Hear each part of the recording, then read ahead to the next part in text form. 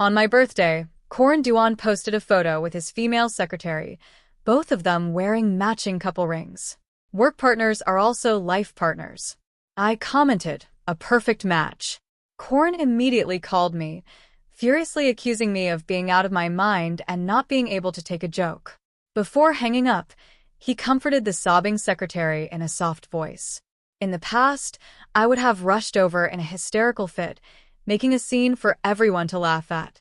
But this time, I felt calm, completely unbothered. Chapter 1. When Corin returned home, I was making breakfast. Yesterday was my birthday. He said he would come back to celebrate with me.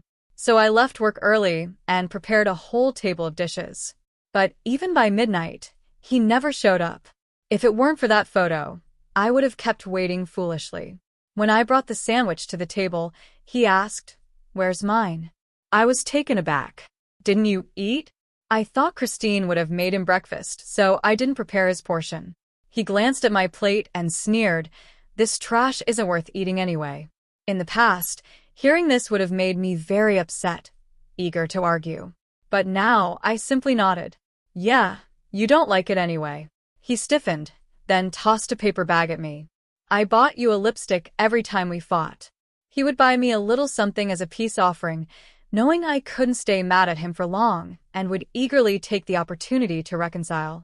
I didn't look up and responded dismissively. "Thanks," not getting the reaction he wanted. He snorted and walked towards the bathroom, complaining, "What are you wearing? You're too old for pink. Do you think you're Chris's age?" My hand paused. Did he forget that Christine and I were born in the same year while clearing the table? Corin's phone. Left on the table. Received a message from cute Chris, Corin. "Thank you for being with me yesterday. I feel much better." I glanced at it, then looked away, but was suddenly yanked back, slamming into the wall with a stifled groan. A furious shout followed. "Hannah, who the hell gave you permission to look at my phone?" I paled. Clutching my shoulder, it felt dislocated after replying to the message. Corin noticed my face, drenched in cold sweat, and frowned. "It was just a light bump. No need to overreact." Before I could speak, he impatiently added, Fine. I'm sorry. I'll drive you to work later, okay?" With my injury, I naturally didn't refuse. As soon as I got in the car, I noticed the little cat charm hanging in front. Corin looked uncomfortable. Chris liked it. Insisted on hanging it. I responded blandly, "Oh, it's nice." But his expression turned odd. "Your Lucky Charm was too tacky." So I took it down. I stared at him blankly. He could change it if he wanted. Why explain it to me? Suddenly, I remembered that the Lucky Charm was something I got after walking 2 hours up a mountain. And despite his disdain, I hung it in the car. If it were the old me, I probably would have immediately thrown out Christine's stuff. But now I didn't care about Corin anymore. So, what's the point of competing with her? Let's go. We're going to be late. Corin finally started the car. As soon as we took the high bridge, I realized the route was wrong. "This is the road to Starlight Tower." He clicked his tongue. "Can you not nag while I'm driving?" I calmly said, "My current office is at the San Io building." He grew irritated. "Why didn't you say so earlier?" I had told him, but he didn't remember. After exiting the ramp, his phone suddenly rang, a ringtone Christine liked. Pikachu. She said her cat was sick and needed to see a vet. Corin pulled over and told me to get out, since we're already on the wrong route. "You can find your own way to work." With that, he sped off during the morning rush. I couldn't get a cab and stood in the cold for over an hour, freezing to the bone. I ended up taking the day off and going to the orthopedic hospital. In the evening, Corin came home, checked the kitchen, and asked, "Where's the late-night snack?" Before coming home, he sent me a message. After all these years together, whenever he came home late, I would always prepare a late-night snack for him without needing to be reminded. I replied dismissively. I didn't check my phone. Corin paused for a moment, then handed me a box. "Didn't you say you wanted to buy a necklace last time?" Here I looked away from the TV screen and saw the familiar design. I politely said thank you, but I've lost interest in wearing necklaces lately. Earlier in the day, Christine had just posted a photo wearing this exact necklace, complaining that the design was too old-fashioned for her taste. Corin leaned in, trying to put the necklace around my neck. Try it on anyway. As his hand approached, it felt like it still carried the warmth from Christine's neck reflexively. I reached out to block him, and the delicate necklace snapped in an instant. Corin frowned. Are you still angry about having to go to work by yourself? I'm not angry. Corin sneered. Don't pretend you're not angry. Hannah, I know you too well.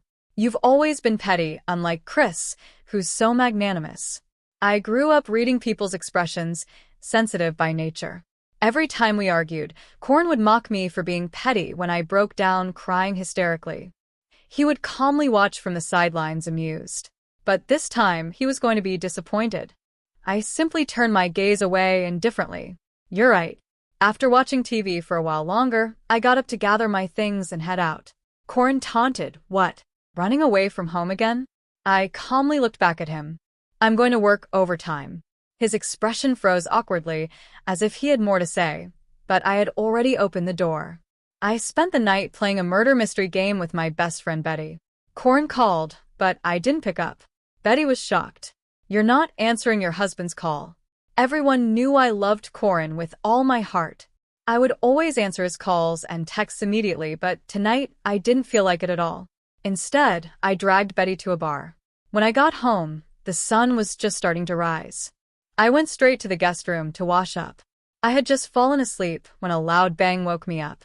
You still know how to come back. Ignoring Corin's sarcastic tone, I turned over and continued to sleep. In the past, I would always cater to him if he wanted to talk and stay away when he was annoyed. I was always the one wagging my tail and begging for attention. Now that I didn't respond, Corin stood there for a moment, then suddenly slammed the door hard and stormed out. Without anyone bothering me, I slept soundly. When I woke up, I found the house empty, and I felt extremely at ease. I leisurely made lunch for one, enjoyed it, and then went to meet the divorce lawyer that Betty had recommended. As soon as I arrived at the law firm, I saw a video posted by Corin's good friend Pablo. It was from his birthday party. In the middle of the video, Corin appeared with Christine sitting on his lap before the video could finish playing. It was deleted and Corin immediately called. Honey, don't get the wrong idea. Chris just lost her balance and I helped her out, I replied, confused. I didn't get the wrong idea. Then don't be mad. On Pablo's birthday you were working, so I was even more puzzled. Why would I be mad? Corin was momentarily speechless. After a long silence, he finally said, I'll pick you up tonight, and we'll go out for dinner. I was about to refuse when I heard the dial tone. He had already hung up. Corin came to pick me up, and we went directly to a Japanese restaurant. As soon as we walked in, the lobby manager bypassed me and respectfully addressed Corin behind me. Mr. Duan. You're here, Mrs. Duan is already waiting in the Sakura room. Corin's face changed instantly. Just as he was about to say something, Christine walked out, her eyes lighting up as she saw him. She ran over affectionately. Corin, darling. Then, as if just noticing me, oh, Sister Hani, you're here too. You haven't been to this place before, right? Corin, darling, loves their sea urchin salad. The lobby manager, sensing the tension, discreetly left. Chapter 5. I smiled faintly. What a coincidence. Corin's expression changed slightly as he walked over to grab my hand. But I turned away. Let's go. I'm hungry. Throughout the meal, Corin was distracted, frequently glancing at me, offering dishes and making introductions. I occasionally responded with a few perfunctory words. But eventually I sighed. Just focus on eating. Midway through the meal, the restaurant owner came over to chat, and I realized that this place was owned by Marco, one of Corin's friends. Marco apologized to me, saying that the waiter was inexperienced and had mistaken someone. I knew this was his way of explaining for Corin. His friends were very loyal, always covering for him. I smiled slightly. It's not a big deal. I appreciate you coming all the way here. Seeing that I didn't make a scene, Marco seemed a bit surprised. After a few more casual words, he left. After finishing the meal, I went to the restroom, and when I returned, I saw Corin holding a drunk Christine with a look of affection last year. I also got drunk at a work event. My colleague called Corin using my phone, but he refused to come and get me. After my colleague dropped me off at home, I kept entering the wrong passcode and in the early winter season, ended up sleeping in the hallway for the night. It wasn't until the next morning that I found out Corin had been home all along. I didn't want to let you in. I wanted you to learn a lesson. What kind of behavior is it for a woman to drink outside? Thinking of this, I went back to the private room, grabbed my bag, and left. As soon as I got home, Corin's call came through. Hannah, are you crazy? You left without saying a word. Do you know how long I waited for you? I calmly replied, Corin, let's get a divorce. This was the second time I had suggested divorce. The first time was on our wedding anniversary last year. Corin had taken Christine to the aquarium. We had a huge argument and he pushed me so hard that I miscarried. I thought I could use divorce to threaten him, but to my surprise, he readily agreed. So, I cried my heart out, begging him to forgive my rash words. But this time, I truly wanted out. Corin froze after a moment. He suddenly let out a cold laugh. You're pulling this trick again? Fine, I'll be right back. Let's see what other stunts you can pull. Half an hour later, he finally arrived home. I handed him the divorce papers I had prepared, but Corin recoiled sharply, letting the papers fall to the floor. Hey, you're really going all out with this act. He gave me a long, deep look. This game is getting old. This time, it's real.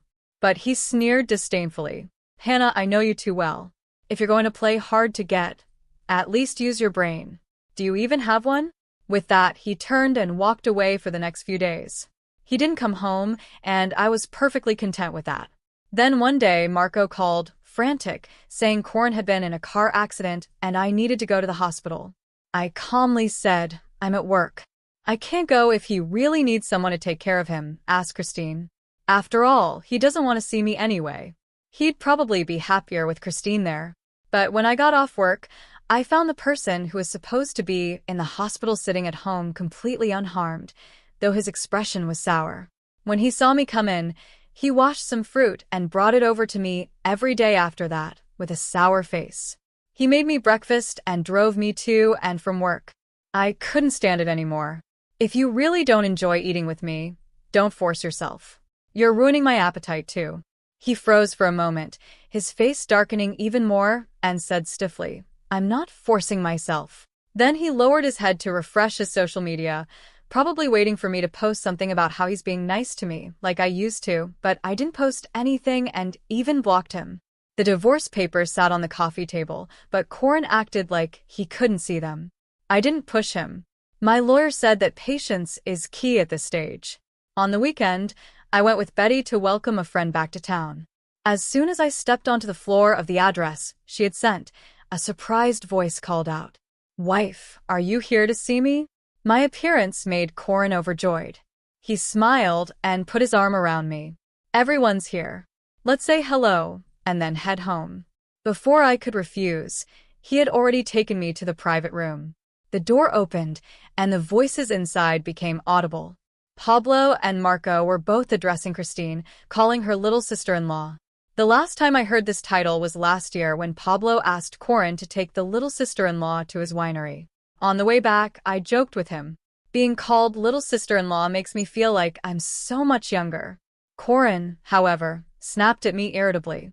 How annoying. How old are you? Do you have any sense? Stop pretending to be young. You're crazy. As it turned out, they weren't even talking about me. Corin looked at me nervously. They're just joking around with the title. That's all. I was replying to a message and casually said, It's just a title. They can call whoever whatever they like.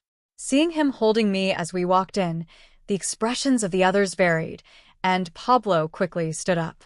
Sister-in-law, I forgot to invite you to my birthday party last time. You told me to take care of that.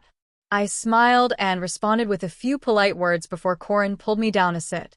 Christine, who had initially shown displeasure, now giggled sweetly. Hanny. Corin said you don't like these kinds of gatherings. I almost believed it, thinking you just didn't want to come. In the past, I wanted very much to integrate into Corin's life, but he rarely took me to gatherings with his friends, saying I wasn't familiar with them and that everyone would feel awkward with me around. But now, with the smoky, intense atmosphere in this private room, I really didn't want to be here. The others started egging us on to drink a traditional toasting drink together, and Christine eagerly handed me a glass as she wished. I noticed the watch and ring she was wearing. The designs were all too familiar, because Corin had them too. Betty sent me a message. "I'm here." My eyes lit up and I stood up, pulling Christine's hand amidst the surprised stares. I sat Christine down beside Corin, ignoring his panicked look, handed them both a glass of wine, and intertwined their hands with a smile full of satisfaction. Like an elder witnessing a wedding, I said you to drink the toasting wine and be together forever, living a good life. Seeing that they didn't move, I quickly explained. "Don't worry, I won't break you up. I also wish for lovers to end up together." The room fell silent. Everyone stared at the three of us in shock, and I urged them. Come on, drink. With that, I walked out of the private room with light steps. Hanny. Corin chased after me, his expression frantic, his lips trembling. "Christine and I aren't what you think." I looked at him, puzzled. "What do you mean?" He stammered, struggling to explain. "There's nothing between us, really. You have to believe me." He lifted his hand, took off the watch, and threw it to the ground, then pulled off the ring. His fingers rubbed raw. "These were just for fun. They don't mean anything. Look," I threw them away. He clung desperately to my arm, just as I had when I saw him accompanying Christine to the gynecologist. Back then, I had clung to him tightly, thinking I could hold on to his heart that way. But he had frowned in disgust, pushed me away, and snapped. "Can you behave yourself in public?" Now the roles were reversed, and he was the one begging in despair. I coldly pried his hand off. "Behave yourself in public, mister." Duan. He stared at me in disbelief as I walked further away, but he didn't dare to follow. During the welcome dinner, Corin kept texting me, but I didn't look at a single message. Eventually he called, but I put my phone on silent and tucked it into my bag. Betty asked. "Is this okay?" I smiled calmly. "He doesn't matter. Let's not let him ruin our good mood." As I walked out of the private room, a figure leaning against the wall at the door brightened up. "Hanny, I'll take you home." I shook my head and kept walking. "No need. I have another event with my friends." Corin followed closely, his tone pleading, "Then send me the address. I'll come pick you up." I said nothing and walked out. On the way, I finally checked the messages he had sent earlier. There were more than a dozen. First asking when I'd be done so we could go home together. Then he asked if I had brought any hangover medicine and said he went out to buy some yogurt, asking if he could bring it to me. Finally, he said he was waiting at the door and that I'd see him when I came out. When we left the restaurant, Betty said goodbye, and Maxwell and I headed back to the orphanage. Chapter 9. That night, Maxwell and I stayed at the orphanage.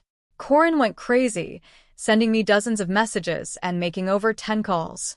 I finally answered when I woke up. He sounded anxious, yet cautious. "Hanny, are you still not done?" At that moment there was a knock on the door, and Maxwell called me out for breakfast. Corin was silent for a moment, then spoke again. His voice strained. "Is it that man from yesterday?" I suddenly remembered that he had never met Maxwell. Yes, his voice trembled, and his breathing grew rapid. "Where are you?"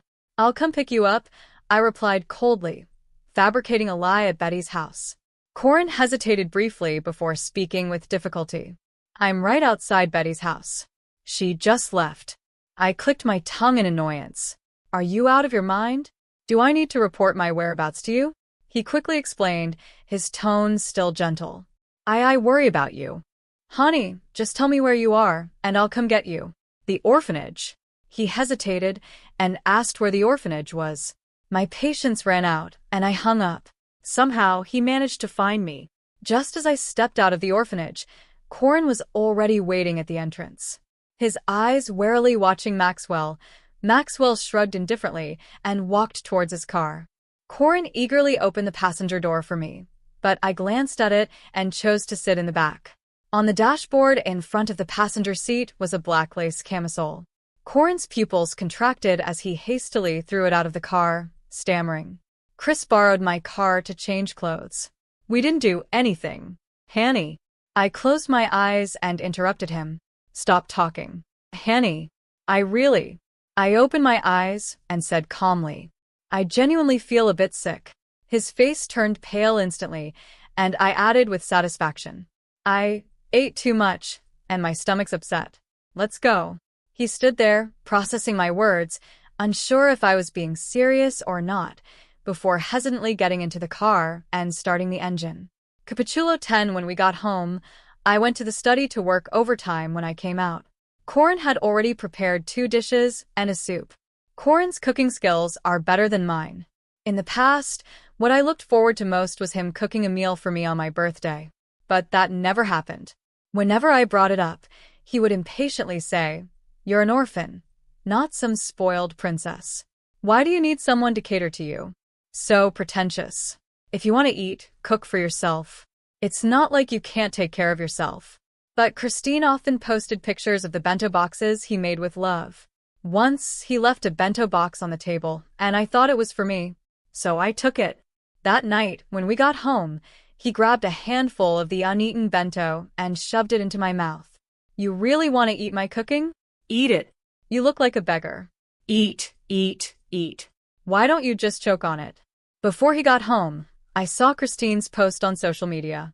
Someone made me a bento with love, but it was stolen. So sad. Only then did I realize the bento was for Christine. Because of me, Christine was sad, and now he was punishing me for making her upset. That time, I was left with food smeared all over my face and hair. I cried as I washed it off. When I came out, Corin looked at me expectantly.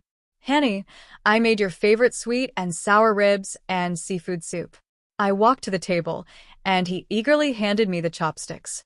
I picked up a piece of rib and threw it on the floor, scoffing. Trying to feed a beggar? Eat it yourself. He stared at me in shock, as if he couldn't understand what I was doing. Then I took the pot of soup and poured it over his head. What is this? It smells awful. The scalding soup turned his face red, but he said nothing after doing all that. My food delivery arrived.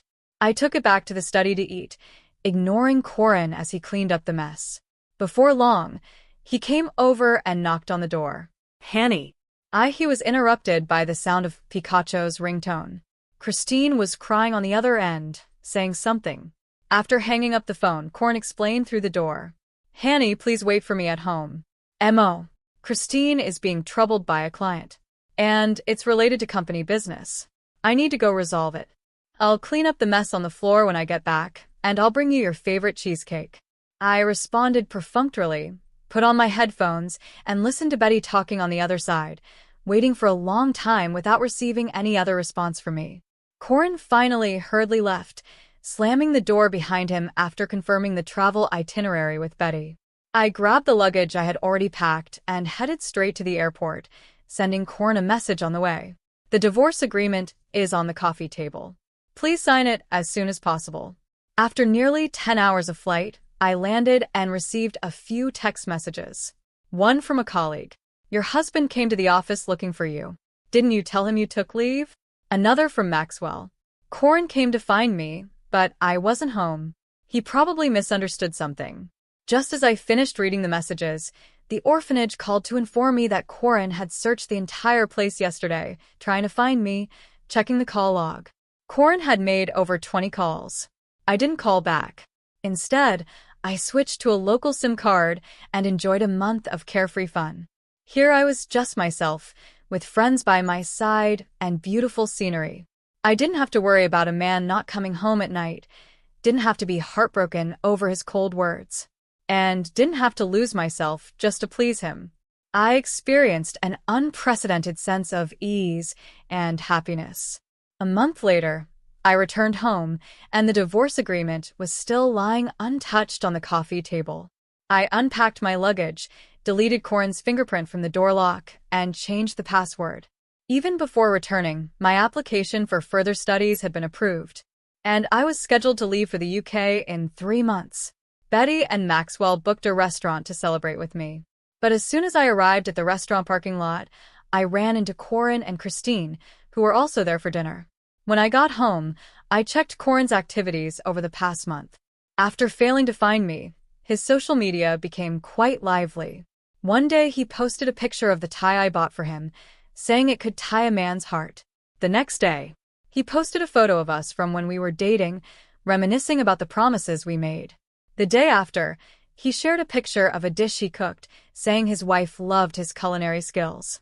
Anyone who didn't know better might really think he was a loving husband who adored his family. When he saw me, his face darkened, and he walked over with big strides.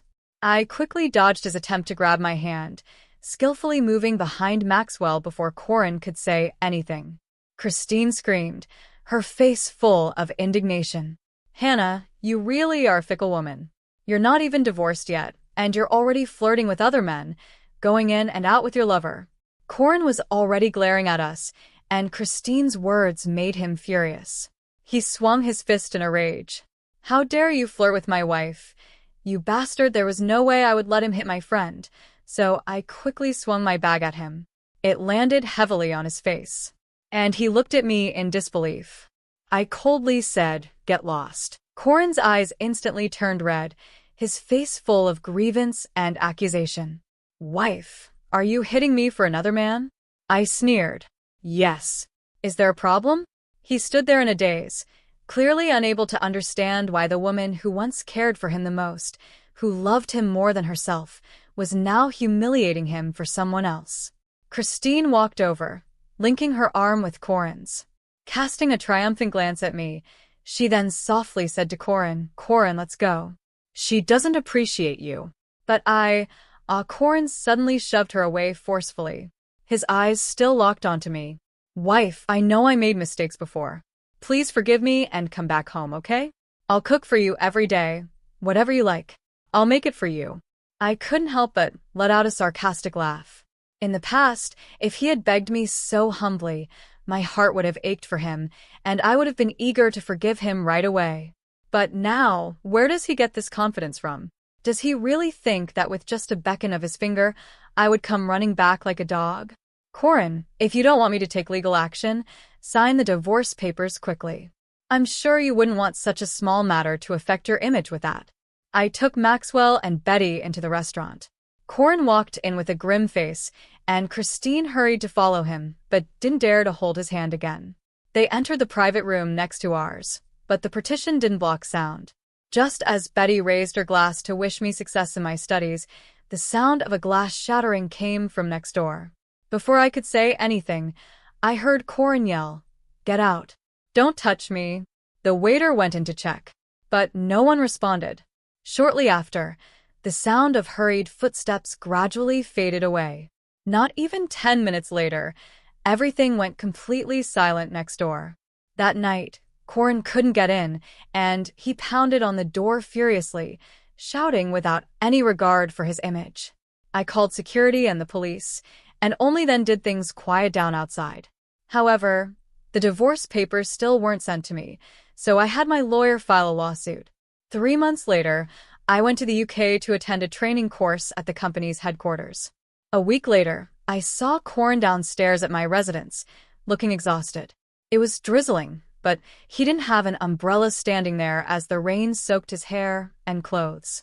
Some colleagues felt sorry for him and asked me what to do. I calmly told them not to interfere and that whoever decided to help would have to take responsibility for him. I wanted no part of it.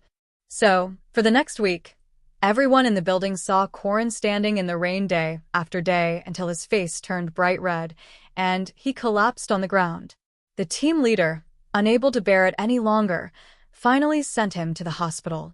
When he tried to pay for Corin's medical expenses, I stopped him in time and called Corin's parents. That wealthy couple arrived in the UK quickly, and when they saw me, their expressions were very unpleasant. They never liked me anyway. If it weren't for Corin insisting on marrying me, how could an orphan with no background and average qualifications ever marry into such a rich family? Corin and I didn't have a wedding besides a few of his friends and immediate family. No one knew we were married. It wasn't that I hadn't protested, but Corin held me close and explained. "My parents can't accept it right now. If we hold a wedding, they'll get angry, and that will only make their impression of you worse." I was completely focused on him and thought he was considering my feelings. But no ring either? Corin paused, then reassured me. When my parents accept it and we have the wedding, I'll personally put the ring on your finger. Won't that be even better? If I just buy you any ring now, I'd feel like I'm wronging you. I believed him, without hesitation. It wasn't until he and Christine wore matching rings that I realized how foolish I had been. Mrs. Duan walked over and took my hand. Hanny, I know you've been wrong these past few years, now that Corin has changed for the better. Please forgive him. Her eyes still held traces of disdain and dissatisfaction. Yet she humbled herself to persuade me, only to temporarily placate me and prevent me from hurting their precious son. I let out a soft laugh and pretended to agree. Only then did Mr. and Mrs. Duan leave the hospital, satisfied. I entered the hospital room alone. Corin was already awake, gazing at me with eager eyes. When you're well enough, go back home. Don't cause me any more trouble here. I turned to leave, but behind me, I heard a thud as Corin fell off the bed. Honey. His eyes were red, his face pale, and his voice was filled with pleading. Honey, I know I've made mistakes. Can you forgive me? I've already deleted Christine's contact information. She's no longer my employee either. Could you? I interrupted him, coldly saying, it's unnecessary. I had already known about this. On the third day in the UK, Betty sent me a video of Christine publicly accusing Corin of harassing her under the guise of his position, along with numerous pieces of evidence. The Duan family had filed a lawsuit against Christine, presenting evidence and accusing her of defamation and extortion. She had already been detained. This pair of despicable people was indeed a perfect match. I looked at him with indifference, feeling a wave of nausea in my stomach.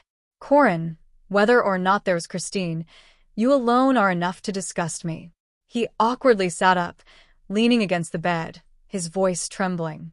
Hanny, I know you think I loved Christine, but I truly didn't. Fine. If you don't believe me, I'll prove it to you.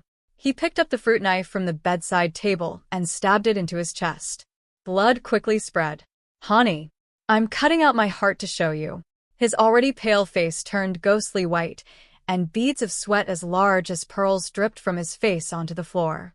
He gasped for breath, moving slowly as he crawled on his knees toward me, grabbing onto my ankle. Honey, please. Have pity on me again. Didn't you love me? Honey, look, I've proven it. I stared coldly at him for a moment. Corin, it's a shame you didn't pursue acting. You've convinced even yourself with this performance, haven't you?